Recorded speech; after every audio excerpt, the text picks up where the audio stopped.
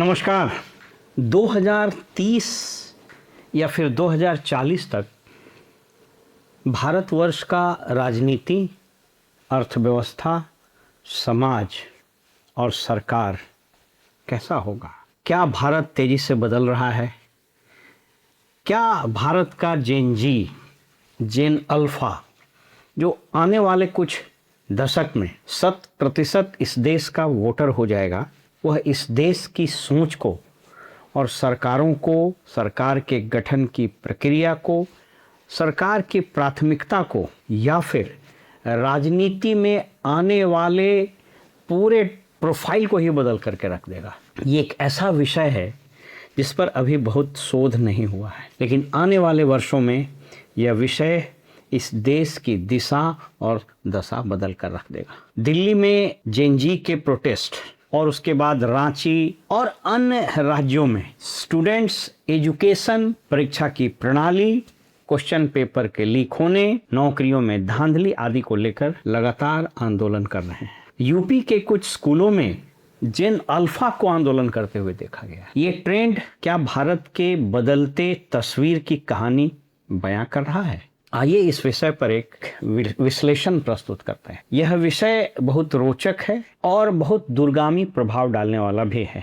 मैंने विगत 10-15 दिनों से इसके कई एक आंकड़े जुटाए हैं, कई एक रिसर्च किए हैं, और उन आंकड़ों को जो मैं देखता हूं तो जहां एक और घनघोर निराशा होती है भारत के कमिंग जनरेशंस और भारत के कमिंग पॉलिटिकल ट्रेंड्स के बारे में, लेकिन वहीं आशा की एक तेज, स्पष्ट और सुख देने वाली किरण भी नजर आती है कि ये जेन जी और जेन अल्फा का जब वक्त आएगा 2030 और 40 में, तो क्या यह भारत की तकदीर और तदवीर तीनों को बदल देगा क्या? पहले कुछ आंकड़ों पर नजर डालते हैं। इस देश में जहां लगभग 145-46 करोड़ की आबादी है, 5 से 17 साल के बच्चों की आबादी लगभग 33 करोड़ है, जो लगभग 22 से 23% होता है। मैं कुछ और आंकड़े आपको दिखाता हूं। इस देश में अभी जेन जी वह 2030 तक आते आते इस देश के वोटर्स यानी इलेक्टर्स की संख्या का 40% हो जाएगा। 2040 तक आते आते जो जेन जी और जेन अल्फा है, उसमें बहुत सारे जेन अल्फा जो हैं वो वोटर हो जाएंगे।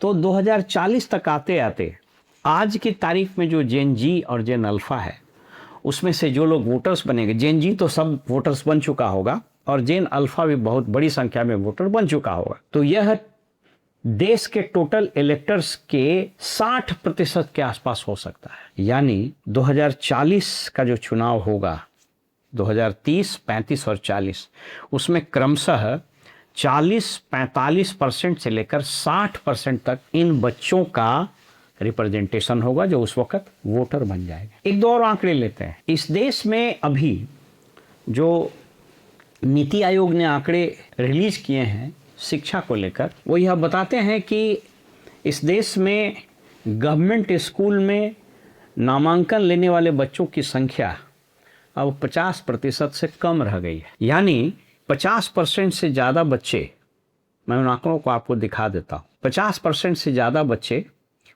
प्राइवेट स्कूल्स में पढ़ रहे हैं। एक अनुमान के मुताबिक 2040 जाते जाते गवर्नमेंट स्कूल में इनरोलमेंट की संख्या परसेंटेज वाइज और बहुत घटेगा और यह करीब 60 से 65% हो सकता है। यानी सरकारी स्कूलों में मात्र 30 से 35% बच्चे ही पढ़ेंगे।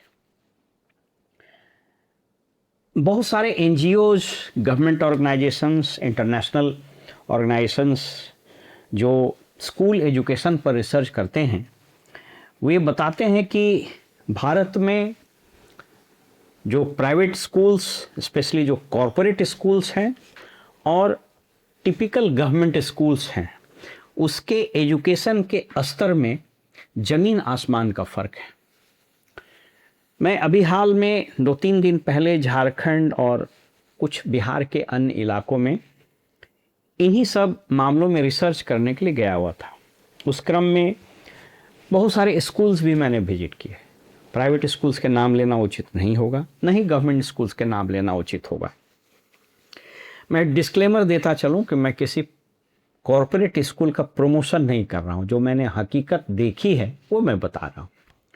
जहां कॉरपोरेट स्कूल्स में एजुकेशन देने का पूरा पैटर्न बदल चुका है, जहां उन बच्चों को एआई, डिजिटल वर्ल्ड, कंप्यूटर और अलग अलग स्ट्रीम के मेथड ऑफ एजुकेशन वो बिल्कुल वर्ल्ड क्लास का है, वहीं सरकारी विद्यालयों में खासकर नॉर्थ इंडियन बेल्ट में बिहार, झारखंड, उत्तर प्रदेश, छत्तीसगढ़, मध्य प्रदेश, राजस्थान आदि जगहों में जो सरकारी स्कूल है वह अभी भी 20वीं सदी के मॉडल पर चल रहा है। यानी जो गवर्नमेंट स्कूल में पढ़ रहे हैं बच्चे और जो कॉरपोरेट या प्राइवेट स्कूल में पढ़ रहे हैं बच्चे, वे जब स्कूल से पास करके कॉलेजेस में जाएंगे तो दोनों के इंटेलेक्ट, दोनों के लेवल ऑफ अंडरस्टैंडिंग और दोनों के economics, politics, society, problems, governance, इन सबों के पर्सपेक्टिव में जमीन आसमान का अंतर रहेगा।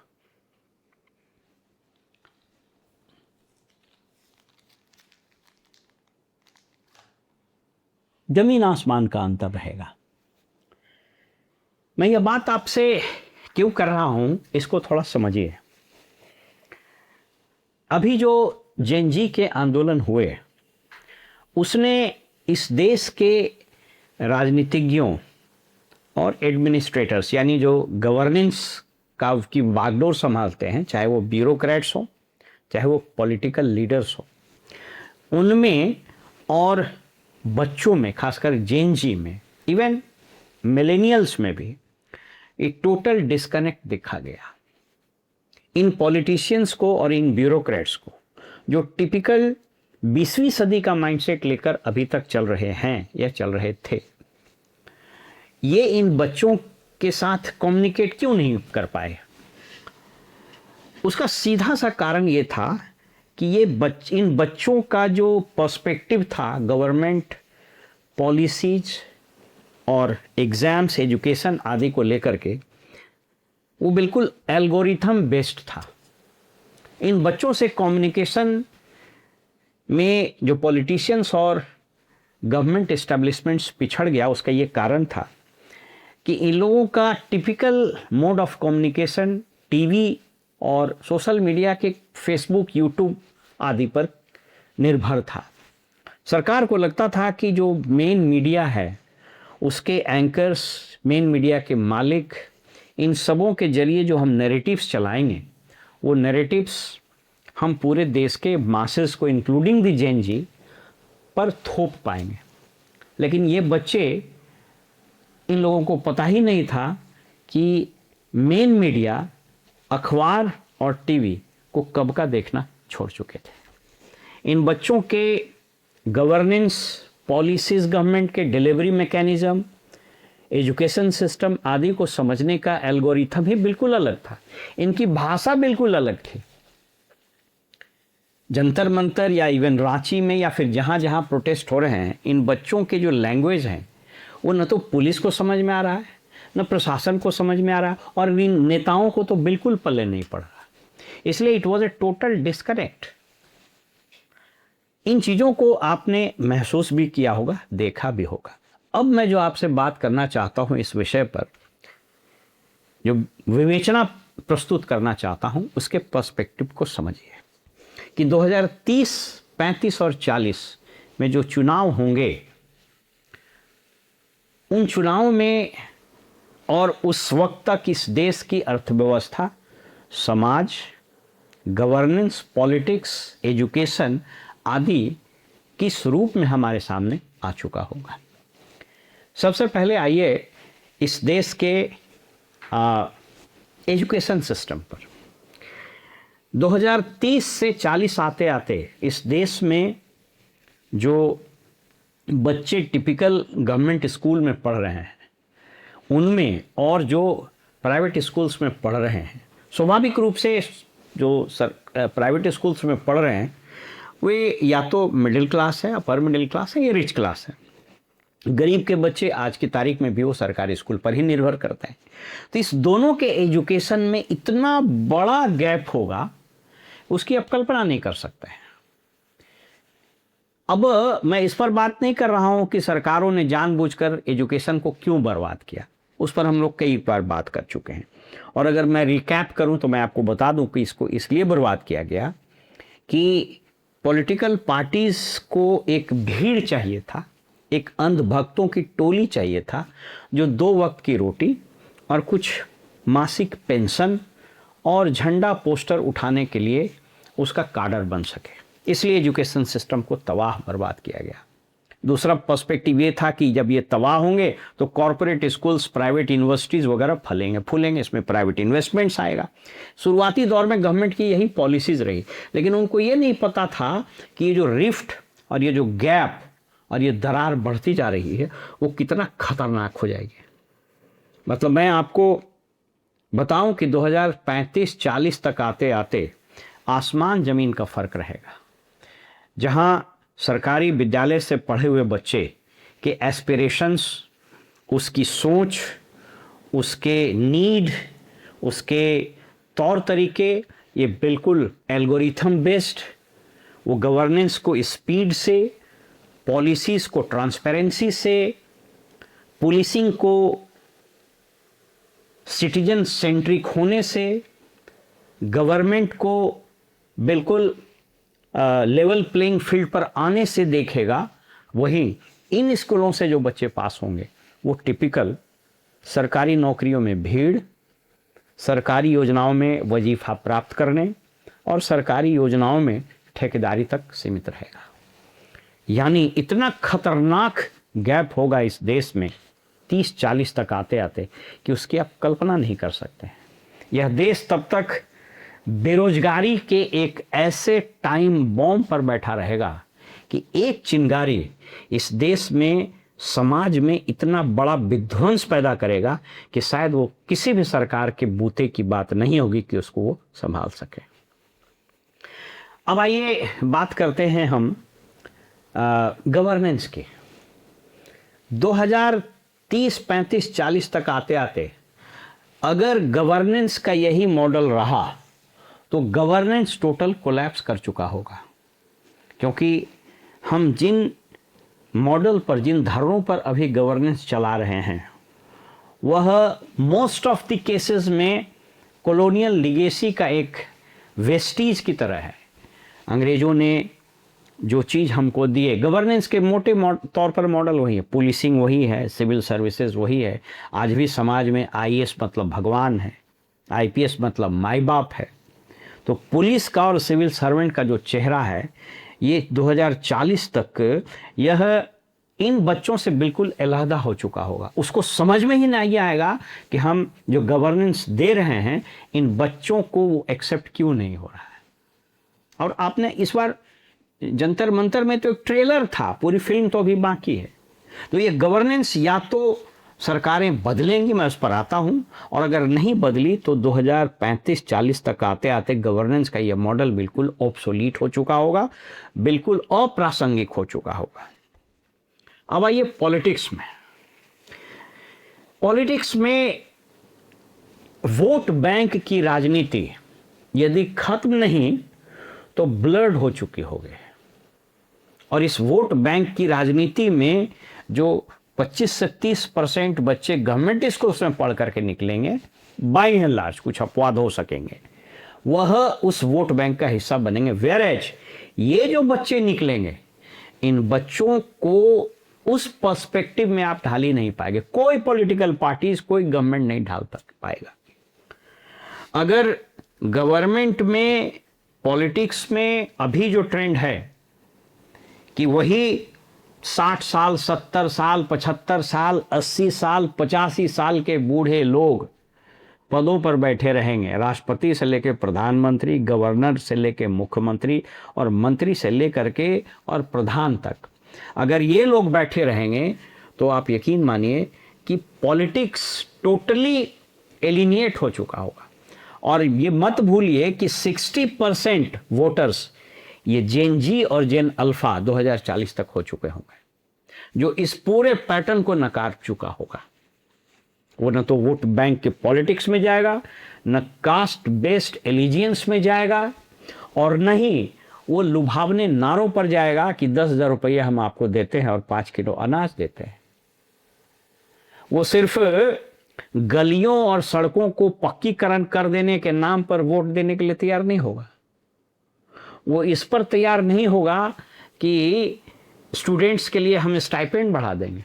वो इसके लिए तैयार नहीं होगा कि कुछ 1 लाख वैकेंसीज हम निकाल पाएंगे, क्योंकि आप वो उतनी नौकरी आप दे ही नहीं सकते हैं। किसी भी सरकार के लिए संभव नहीं।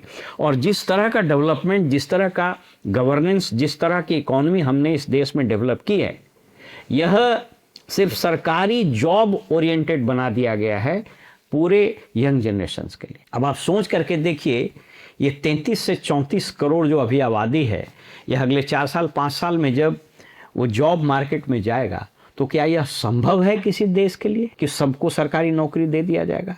और ये वायबल भी नहीं है। इस देश में जो सबसे बड़ी नौकरी देने वाली संस्था है आर्मी, रेलवे, उसमें कुछ एक 8 लाख 9 लाख से ज़्यादा की का स्ट्रेंथ नहीं है। पूरे बिहार सरकार में चपरासी से लेकर मुख्य सचिव तक जो टोटल स्ट्रेंथ है इंक्लूडिंग कॉन्ट्रेक्चुअल, वो 15 से 20 लाख के आसपास। इसलिए वो संभव ही नहीं हो पाएगा। तो ये पॉलिटिक्स से पूरा डिस्कनेक्ट हो। अब आइए इकोनॉमी में, हम लोगों ने इकोनॉमी का ऐसा मॉडल तैयार किया है जहां 10% लोगों के हाथ में इस देश की अर्थव्यवस्था का लगभग 63%, 60 से 63-64% के आसपास वेल्थ है।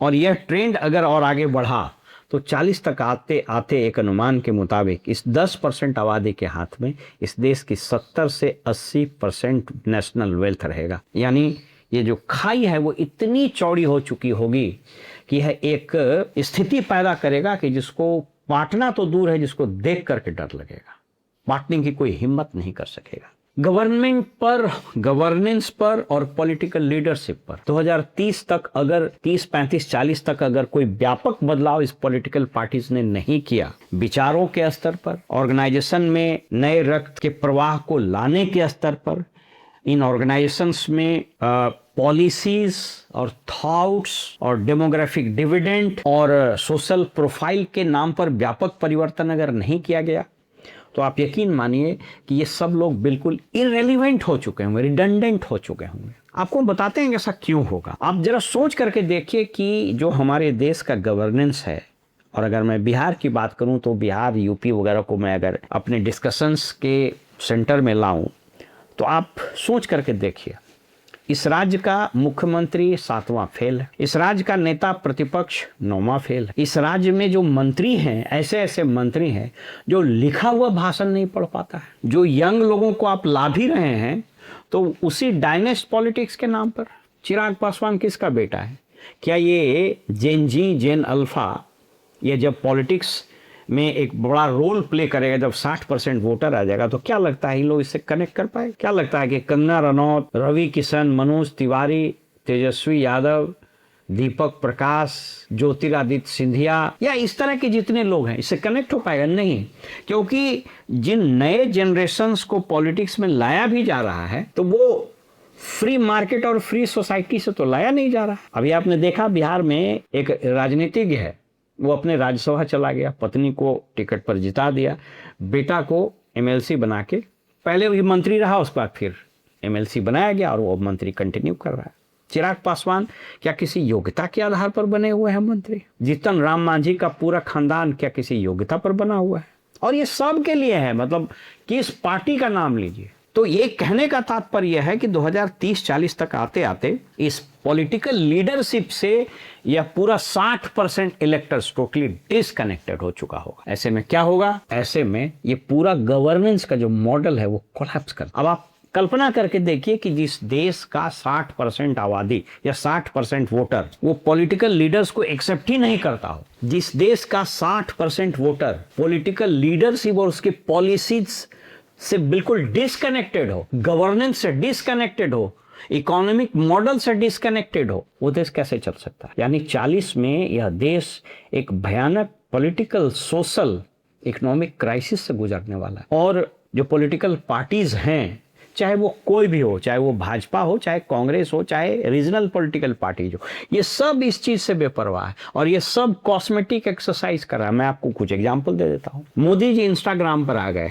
और इनको किसी ने सलाह दिया होगा कि साहब जैन जी तो इंस्टा पर रहता है, तो रील बनाइए, तो ये रील बनाना शुरू किए। तो क्या लगता है कि आपको रील बनाने से ये बच्चे आपसे कनेक्ट हो जाएंगे? The answer is no. Mohan Bhagwat को लाया गया कि साहब आरएसएस के आइडियोलॉजीज को इन बच्चों को समझाया जाए। तो क्या लगता है कि ये आपके इस आइडियोलॉजी को समझ जाएंगे? टोटल जनरेशनल गैप है, क्योंकि आपके ऑर्गेनाइजेशन में, आपके गवर्नेंस के मॉडल में, आपकी पूरी पॉलिटिकल लीडरशिप में इनका तो रिप्रेजेंटेशन ही नहीं है। और जो लोग हैं भी वो डायनेस्ट पॉलिटिक्स के मतलब वो उपज है। मैंने बताया ना कि क्यों तेजस्वी को, क्यों चिराग को, क्यों दीपक प्रकाश को, क्यों किसी और को एक्सेप्ट कर ले गया जनरेशन, क्योंकि वो ये लोग ये समझता है कि ये तो मेरे यहाँ से गया ही नहीं है, ये तो बस पैराशूटेड है। मैं आपको बताता हूँ, अब जैसे राहुल गांधी ने भी प्रयास किया है, राहुल गांधी बच्चों से मिल रहे हैं। अब वो तो चूंकि अपोजिशन में है, तो हो सकता है अपोजिशन में है तो अभी तो इन बच्चों के एस्पिरेशंस है नहीं, लेकिन आपकी भी लीडरशिप में कौन है? मल्लिकार्जुन खड़गे 82-85 साल, पवन खेड़ा, आपको शिव कुमार, तो आपको माने जितने पूरे लाइन ऑफ लीडरशिप है। और जो यंग हैं, मान लीजिए कि मैं थोड़ी देर के लिए मान ही लूं यंग राहुल गांधी और प्रियंका को, तो आप तो एक डायनेस्ट से आए हुए। आरजेडी में कौन है प्रदेश अध्यक्ष? मंगीलाल मंडल। माने इन बच्चों को तो समझ में ही नहीं आता है कि आदमी कौन है, और वो आदमी जो बोलेगा इसके पल्ले ही नहीं पड़ेगा। राष्ट्रीय अध्यक्ष कौन है? लालू प्रसाद यादव। बीमार है, ठीक है, 90 के दशक में रेलिवेंट थे, लेकिन अभी लालू प्रसाद यादव से और इन जेन अल्फा से कोई कनेक्शन है क्या? The answer is no. Janata Dal United का अध्यक्ष कौन है? तो नीतीश कुमार। उनका बेटा मंत्री बन गया, तो क्या उनका बेटा को जैन जी मानेगा? नो। नीतीश कुमार क्या बोलते हैं पता ही नहीं। अब देख लीजिए पूरा पॉलिटिकल बैंकरप्सी। बीजेपी का अध्यक्ष कौन है प्रदेश का? तो संजय सरावगी। ये लोग तो दे आर बंच ऑफ, मैं वो शब्द ही नहीं बोलना चाह रहा हूं। इन लोग को कुछ समझ में ही नहीं आ रहा है कि जमीन पर हो क्या रहा है। ये जो 60% 2040 तक जो 60% वोटर होगा, उसके एस्पिरेशंस, उसके इश्यूज, उसके लैंग्वेज, उसकी आकांक्षाएं, उनकी जरूरतें, उनका पार्टिसिपेशन, उनका लीडरशिप, उसका लेवल ऑफ अंडरस्टैंडिंग, इसके आसपास ही नहीं है लोग। इसके पहले कौन अध्यक्ष था? दिलीप जायसवाल। तो पूरा ऊपर से गायब है। अभी आपने देखा, अभी बांकीपुर में उपचुनाव हुआ, कौन था candidate? Neeraj Kumar. Total disconnect. ये पूरा जो नया जनरेशन है उन लोगों ने टोटल उसको बिल्कुल एक सिरे से खारिज कर दिया। So much. कम्युनिस्ट पार्टी का कौन है? दीपांकर भट्टाचार्य। आपसे क्यों कनेक्ट होगा साहब? कांग्रेस का कौन? राजेश राम, अखिलेश सिंह। ऐसे लोग हैं जो कम से कम 2 जनरेशन पीछे हैं। इसलिए यह देश राजनीतिक तौर पर, सामाजिक तौर पर, आर्थिक तौर पर और शैक्षणिक तौर पर और गवर्नेंस के तौर पर एक बहुत बड़ी खाई की ओर तेजी से भाग रहा है।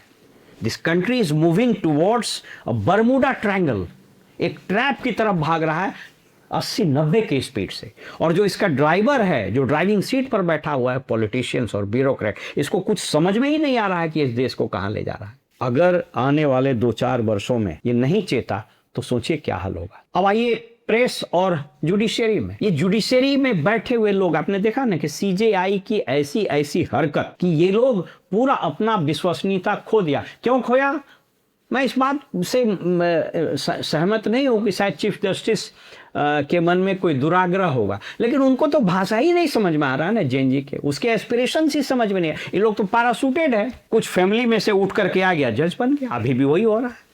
इसलिए judiciary is totally disconnected with this new set of populations. इस पूरे पॉपुलेशन के चंक से जुडिशियरी नदारत है, क्योंकि इसमें तो ये बच्चे जा ही नहीं सकते। वो तो बना हुआ है, इसका दादा, उसका पोता, उसका भाई, उसका भतीजा, यही लोग जज बन रहा है। तो जुडिशियरी से भी ट्रस्ट डेफिसिट है। 60% आबादी 2040 तक अगर किसी संस्था से डिस्कनेक्ट हो जाए तो आपको क्या लगता है कि वो संस्था सर्वाइव कर सकेगा? The answer is no. Judiciary survive नहीं कर पाएगा। अब आइए प्रेस। आपने देखा ना कि किस तरह के हरकत करने वाले मेन मीडिया में, कोई डिजिटल बोर्ड लेके कुछ लिख रहा है तो कोई कुछ चला रहा है नैरेटिव। आपके नैरेटिव को देख कौन रहा है? अभी भी इन लोगों को नहीं समझ में आ रहा है। अब कुछ एंकर को हम देख रहे हैं कि जैन जी के बच्चों को लाके पूछ रहा है कि आपको मोदी जी कैसे लगते हैं। अरे यू आर मेंटली बैंकरप्ट, आप यू आर ऑलरेडी डिस्कनेक्टेड। उसका वो उपाय नहीं कि जैन जी वाले को स्टूडियो में बुला के कुछ डिबेट करा देगा। नो। तो आप समझ लीजिए कि press disconnect, legislature disconnect. Legislature में कौन है? उठा लीजिए संसद, एवरेज लोकसभा का है 56, राज्यसभा का 60 साल, बिहार विधानसभा का उठा लीजिए। ऐसे ऐसे नमूने एमएलए हैं कि लिखा हुआ भाषण नहीं पढ़ पाता है। और आपको लगता है कि बिहार विधानसभा बिहार के जेन जी और जेन अल्फा से कनेक्ट हो पाएगा? बिल्कुल नहीं हो पाएगा। कौन है स्पीकर? डॉक्टर प्रेम कुमार, लिखता है डॉक्टर, कितना पढ़ा लिखा भगवान जाने। इनके पूरे भाषण को सुनिएगा तो ये बच्चे हंसते हैं, इन लोगों पर हंसते हैं, मैं बता रहा हूं। इनका शिक्षा मंत्री ओझा गुनी से फुकवा रहा था, बच्चे हंसते हैं। उच्च शिक्षा मंत्री कौन है पता ही नहीं। कॉलेज के वाइस चांसलर्स नमूने लोग हैं। गवर्नर डिस्कनेक्टेड है तो legislature disconnected, judiciary disconnected, press disconnected, और एग्जीक्यूटिव का तो जो आलम है आप देख लीजिए। पुलिस को पहले लगता है कि पैलेट गन चला के हम कंट्रोल कर लेंगे। तो मैं ये बताना चाह रहा हूं कि ये जेन जी और जेन अल्फा 2040 तक इस देश के वोटर का 60% कंट्रीब्यूट करेगा, और इसका 60% उन प्राइवेट स्कूल से निकला होगा जिसका पूरा एल्गोरिथम बिल्कुल डिफरेंट होगा, जिसके सोचने का पैटर्न डिफरेंट होगा, जो चीज़ों को अलग पर्सपेक्टिव से देखेगा। उसके लिए गवर्नेंस, लीडरशिप, एजुकेशन, इकोनॉमी, इन सब के मायने बदल चुका होगा। लेकिन हम इसके लिए तैयार हैं क्या? The answer is no. इस पर पूरे देश को गंभीरता से, गहराई से और बिल्कुल सीरियस होकर के सोचना पड़ेगा, और इसका उपाय कोई बहुत टेढ़ा नहीं है। मैं अगले वीडियो में डिटेल से बताऊंगा कि इसके क्या उपाय है, लेकिन अभी मैं कुछ हिंट दे देता हूं।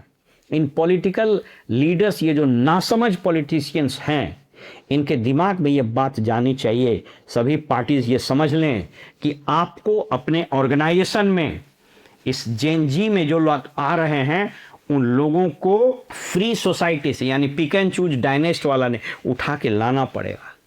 इनको पोजिशनल लीडरशिप देनी पड़ेगी। स्टूडेंट का विंग बनाने से नहीं होगा, मेन स्ट्रीम पॉलिटिक्स में लाइए। आपके पार्टी के महासचिव, आपके पार्टी के अध्यक्ष, ये उन जगहों से उठा के लाइए। टिकट देने के नाम पर इन लड़कों को लाना होगा आपको मेन स्ट्रीम में। इसको डिसीजन मेकिंग प्रोसेस में इन्वॉल्व करना होगा, अन्यथा मैं बता रहा हूं 40 तक आते आते most of the political parties would be rendered useless. Maximum political party का अस्तित्व ही खत्म हो जाए, समाप्त हो जाएगा ये लोग। और सोच लीजिए कि जिस देश का 50 to 60% आबादी का विश्वास जुडिशरी से, प्रेस से, लेजिस्लेचर से और गवर्नेंस से, एग्जीक्यूटिव से उठ जाए, उस देश में क्या प्रजातंत्र को भी छोड़ दीजिए, वह देश एज सच क्या एलाइव रह सकता है? इस प्रश्न पर सोचिएगा जरूर। फिलहाल में इजाजत दीजिए और आप देखते रहिए वॉइस ऑफ रिपब्लिक।